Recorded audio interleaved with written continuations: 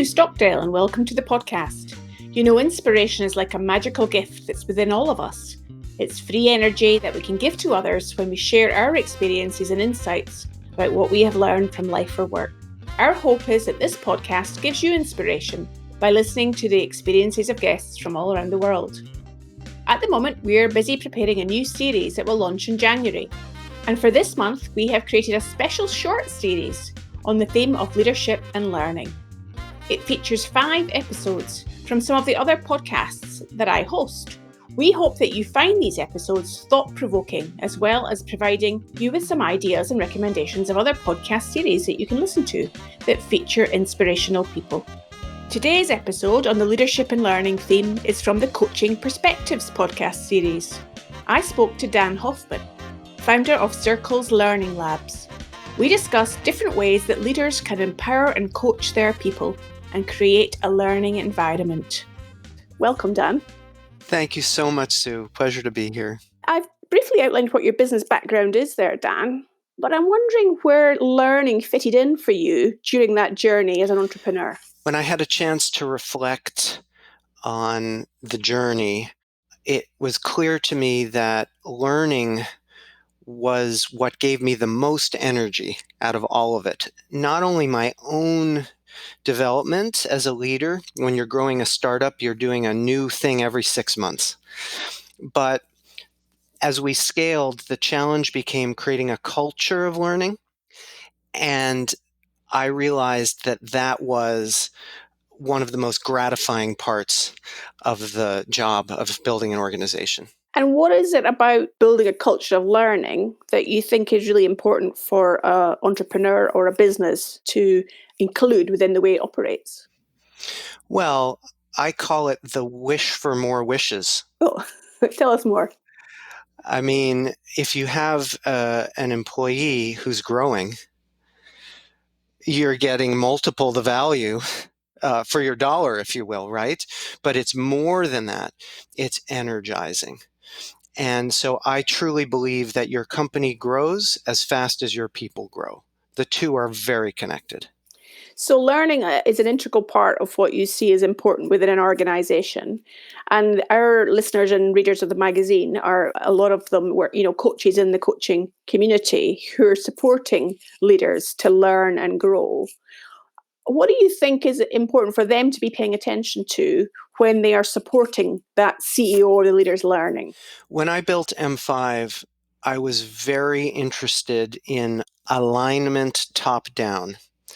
We had a mission, we had some core values, we had knowledge, and the frame from 2000 to 2012 was very much about how to build that structure so there would be consistency, even with learning culture. The tools we used like one-on-ones and corporate university and performance reviews. In the decades since, I've come to believe that a better way is bottom up. And that the world is moving so fast, those structures that we're building become very fragile unless you truly have engagement bottom up at the team by team level.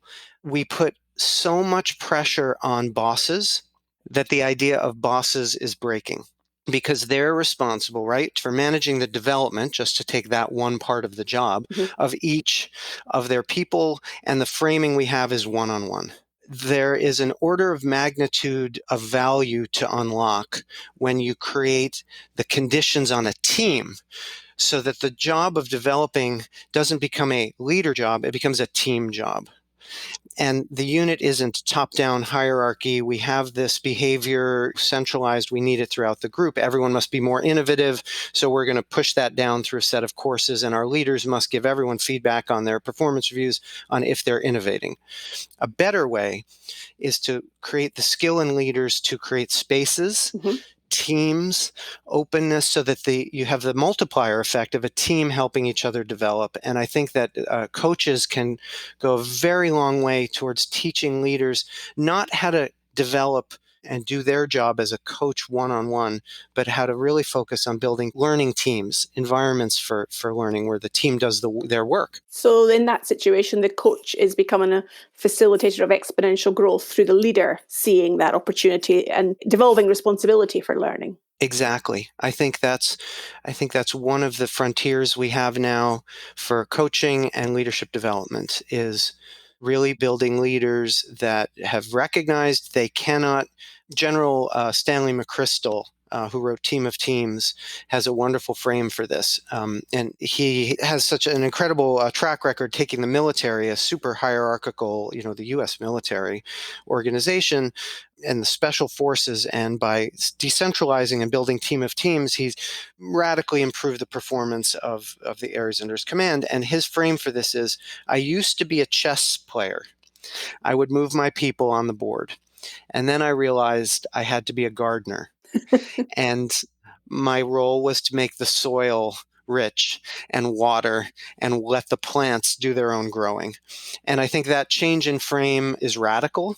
And I think it's important. And it takes a coach working with a leader to change that kind of mindset so they can become a gardener instead of a chess master. That's a lovely analogy to get us thinking about, Dan. I'm thinking of two words as you describe that, about trust and risk taking, because I'm getting a sense of a leader has to accept relinquishing control and also a belief in the capability of their team. I'm just wondering what your take on those phrases of kind of trust and risk, where that plays into this scenario. The two are counterintuitive. My father was a surgeon, and what I learned from him, among other things, but a phrase that he used to repeat that just lives in my head, is that the doctors with good bedside manner don't get sued. Yeah. And I really believe that compliance, for example, especially in an age where we have seen, how quickly a massive corporation can come down Yeah. because of the actions of a few. Compliance is the same thing. We can no longer control from the top. We must do it through culture. And we must do it by building the muscle of trustworthiness. And so we have to practice this at the team level. And so trust to me has two dimensions, easiest to think about in two dimensions. One is openness and psychological safety. Yeah. And the other balances it, which is accountability or performance pressure. Amy Edmondson, a teacher at Stanford, has a beautiful matrix of this where she calls the balance of openness and accountability the magic zone. When you achieve that, some leaders are just too nice. They're too open with their teams and they let anything go. And some leaders are too strict and it's all about the performance pressure. And so everyone clams up, don't they? And they don't, share the ideas or the challenges until it's too late. But a leader's job is to get good at building a space where people are comfortable being open and people are comfortable counting on each other. I'm going to keep my promises. And those two things produce this real, what feels like the best team you've ever been on, that football team, that amazing work experience. So I think that that's the skill of building trust in those two dimensions. If you do a good job of that, people will be open enough to bring you the risks before they blow up. And they'll also be open enough to bring you the crazy idea, which is the heart of innovation. The other side of, risk taking is taking risks with your ideas. Anyway, I could go on and on about that. I'll stop. Yeah. No, I mean, it's a great model to be thinking about for leaders, the Amy Edmondson model. And I'm also wondering, in terms of willingness, so we're talking about leaders becoming gardeners, so nurturing the soil to enable their team to flourish. There's got to be a willingness for the team to accept that challenge. And I'm thinking about learning and the plan, do, review kind of circle of learning. Mm-hmm. And many organizations that I experience working with as a coach do plan, do, plan, do, plan, do, and don't often do the review part. So true. I'm thinking from your perspective, how does one encourage or enable those team members to actually learn by doing the reflection? Well, you must create the space for it as a leader. And by space, I mean time. Mm-hmm. I mean, we will have a meeting or some portion of our meeting to do the review, whether it's an after action review or simple reflection on the sprint. This is one of the lessons of Agile work. By space, I mean structure. I mean the structure of the space. And one of the things I've learned in our work in Circl.es is the power of structure to foster deep reflection quickly. Mm-hmm. Right, and that you have to learn to do this. So an example is a structure that I call it the kung fu punch of peer learning. It's the very basic move: 1, 2, 3. 1, ask a question. 2, give time, 60 seconds to reflect quietly before that person jumps in and drowns out everyone else's thought. Right, and then 3, share in equal turns. So you're getting a diversity of points of view on the question. 1, 2, 3. This can take equal turns, 60 seconds, a person, no one dominates the conversation. This little structure can take 10, 12 minutes in a team of 8 and is magic. It opens people up. So leaders need to think about, one, building a space using that structure. An agenda is not a to-do list. Yeah. It's a set of structures for how we're going to talk. And then their role isn't to provide answers, it's to provide questions, right? So Agile has a wonderful way in Scrum of doing this structure. Leaders can use it too. After action review is another one that came out of the military, and Peter Sengi's work. And let's use this structure. We just had a client blow up. We just had a tremendous win with the event came together. The learning and development workshop was phenomenal. Now let's make the space, use the structure to ask the question, how did it go? What did we learn? So that's really how you build reflection in that last piece. So the structures are a really critical part of that. And I'm imagining also the role modeling of the leader doing that to help people in the organization see that it's important to be doing it. Absolutely. I mean, some teams have this as a separate role. Leading is not necessarily facilitating. Okay, so how would you define the difference? Well, leaders define purpose and direction. We're going over there. Facilitators make it easy to get there. And sometimes they're the same person, and sometimes they're not. As you know, if you're having a very high stakes meeting, one where the leader is essential that she is involved and present, people will invest in a facilitation role. Sometimes this is a leadership opportunity on teams, actually. Someone who is not the boss can play a facilitation role, think about the meeting structure, observe how we're doing with the process we agree to. But all too often it has to be the same person, but still it's two jobs. Yeah, and that's an important distinction for people to make. We're now kind of getting into some of the detail about learning and how organizations can structure how they conduct themselves to maximize learning. I'm wondering how you learned about learning. Oh, I had so much fun learning about learning. I had a great on-the-job experience in the 13, 14 years of building this company and then selling it and working inside another company. And then, as you mentioned in that lovely intro, I had a chance to move my family into a learning space in Spain with a lot of white space for learning. And this is where I concluded I wanted to build another company. I wanted to work in this learning and development world. I read a lot of books, but then I call the authors. And it was just a joy to have the time and space. One of my advisors told me a lesson that when you're starting something, he asked, what's the first question? What's the very first question that you should ask when embarking on something? And his answer was, who is the best in the world at this? So you set the benchmark high. Right. And so I was able to meet some learning scientists at Harvard Business School, MIT Media Lab, authors and practitioners like Pat Lencioni we talked about, a number of entrepreneurs that I knew that were in the thick of this, some neuroscientists, and I just had the best time. It was my graduate degree, and it was a few years, and then I started setting up some experiments. So you really took that time for reflection and used it purposefully. I had the gift of 2 years with young kids and being in your playground and spending my days learning about learning. I guess I'm going slightly off piste, but I'm curious to know why Spain.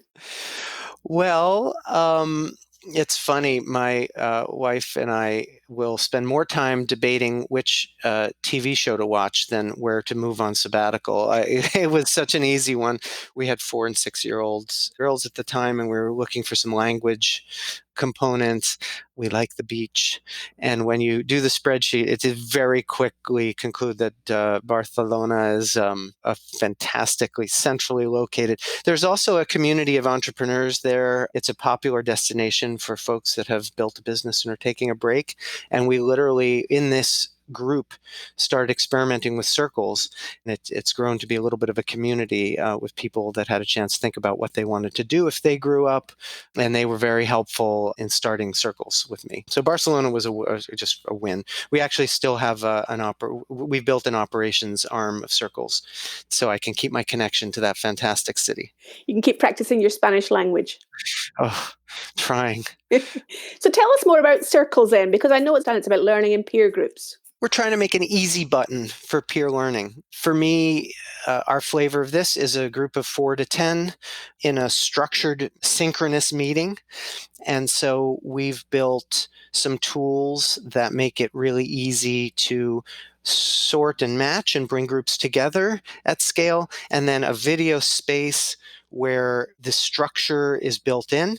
I think of it as training wheels for great facilitation, timers and music and a place to record your actions. And it's a very deliberate interface to foster this deep peer learning, quickly break you out of the usual day-to-day video meeting, and then analytics to measure. And so our clients have been people like Salesforce.com doing manager training, Harvard Business School, where you come to their campus for an executive ed program and there's no follow-up.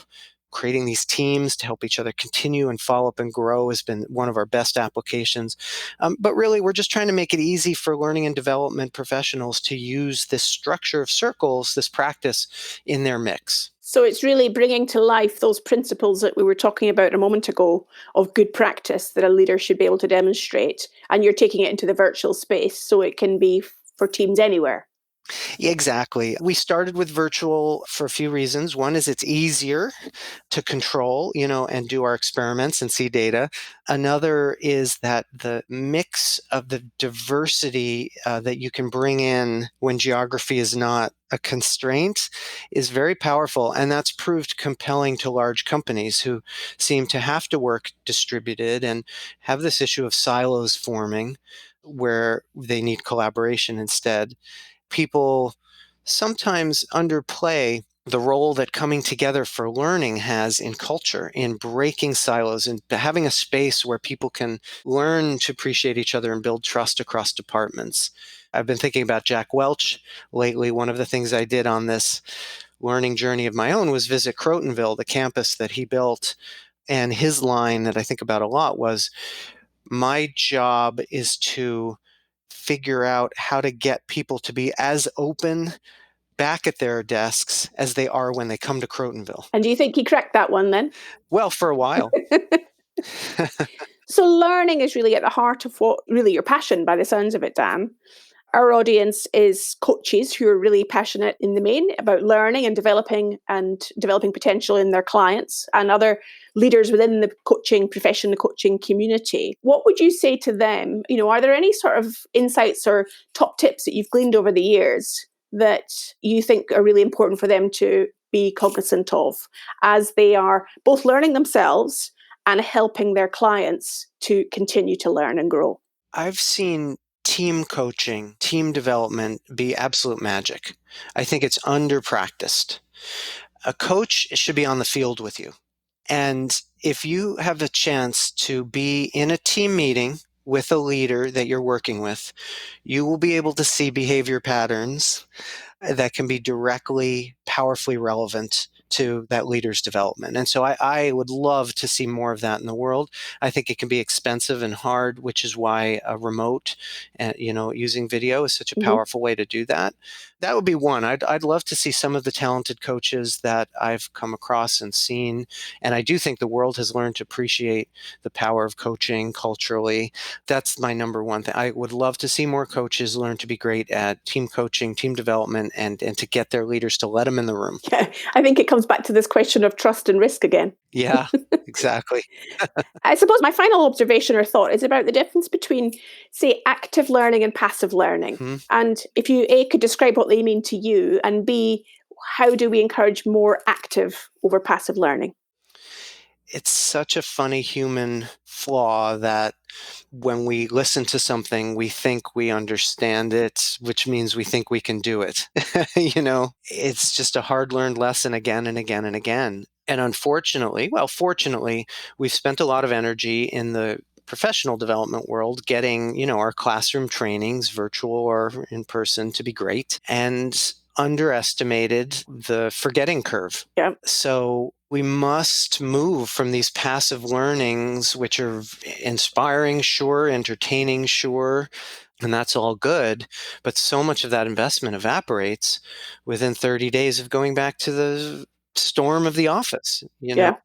And a very easy thing people can do is create a structure, space to practice and actively apply those concepts in the field. Again, this is what's driving our Circl.es business. Let's create 6 sessions, not one, form teams so that people will show up for those and see the role. Teams are great at getting engagement and stay engaged in the material for, 6 months or longer, so that we're applying. And I think the leaders, the CEOs that write checks for learning and development programs get this. They'll get, we can't just bring everyone to a great offsite and not sustain and follow up on it. It's relatively easy to do, but it does take some investment and it does take some intention. That's one of the moves from passive to active. And the good thing about active is now you're solving business problems. Now you're really amplifying the value of that L&D investment in a very tangible way. You can even report on that. What you're making me think about there, Dan, is that if a manager or a leader almost gets 2 or 3 questions at the end of a training course that they can ask of those participants that have been of that training course, that immediately engages that learner in thinking and reflecting on what they've learned and perhaps how they might apply it. So it's as much about the ability to ask great questions as it is to then do the acting and applying the learning. Absolutely. Questions invite engagement. Especially, adult learners, it's one of the things they say. You must have relevance. It must be relevant to a problem I'm working on. And so just make a question makes that easy connection for people and makes them take that step between. And I think we underestimate that need for connection, that need to help people make the connection and give them the space to make the connection themselves. So many brilliant presenters and books filled with fantastic stories, and we invest our dollars in these learning events they're really wonderful. And just that last little piece, ask a question. So that, how do you apply this to your job?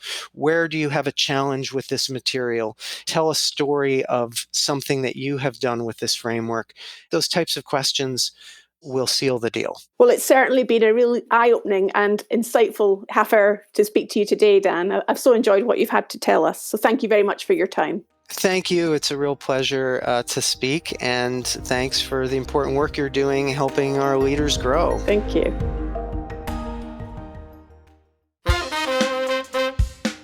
I hope you enjoyed this final episode from our short series, and we will be back in January with our new podcast series on the theme of impact. See you then.